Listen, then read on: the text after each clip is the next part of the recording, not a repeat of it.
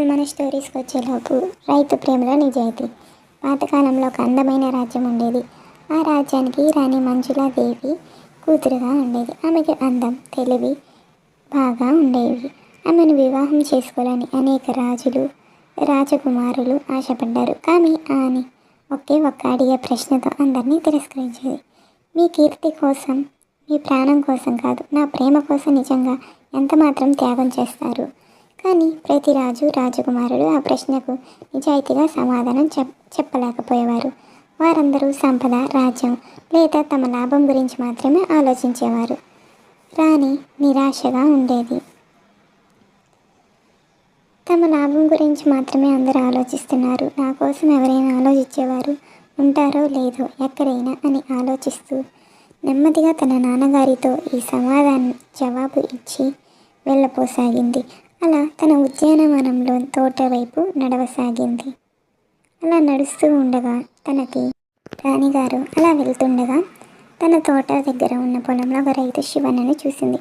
అతని పొలంలో పని చేసుకుంటూ ఆనందంగా ఉంటాడు. అలా వెళ్తూ వెళ్తూ అడ్డు వచ్చిన చెట్టు మొక్కలని పక్కకు జరుపుకుంటూ విశ్రాంతి తీసుకుంటూ తనలో తానే మాట్లాడుకుంటూ ఆహ్లాదంగా ఉండేవాడు. అలా వెళ్తుండగా ఒక గాయపడిన పాముని ఆపదలో కనపడుతుంది శివన్నకు. పాము కదా అని దూరం పెట్టకుండా ఆ పాముకి సహాయం చేస్తాడు.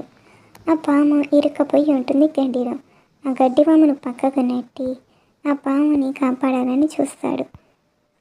ఆ పాముని లేపి పక్కకు వదిలి వెళ్ళిపోతాడు. అంతలో రాణి వారు కనపడగా రాణి ఇలా అడుగుతుంది, ఈ పాము నీకు హాని చేస్తే ఎలా? శివన్న నవ్వుతూ, ప్రాణం ప్రతి జీవికి విలువైనది, ప్రేమ, నమ్మకం ఉంటే అది హాని చేయదు అని చెప్పాడు. రాణికి శివన్న నిజాయితీ, దయ మరియు సహృదయం నచ్చాయి. ఆ రైతు ప్రేమలో నిజాయితీని చూసిన రాణి అతనికి తన హృదయాన్ని ఇచ్చింది. రాజ్యంలోని అందరూ ఆశ్చర్యపోతారు, కానీ రాణి తన నిర్ణయానికి నిలబడింది. రాణి మంజులాదేవి శివన్నను వివాహం చేసుకుని అతని సహాయంతో రాజ్యానికి మంచి పాలన అందించారు. అలా తండ్రి తన కూతురు బాధపడుతూ సంతోషంగా తన కూతుర్ని శివన్నకిచ్చి సాగనంపాడు. ఇది మన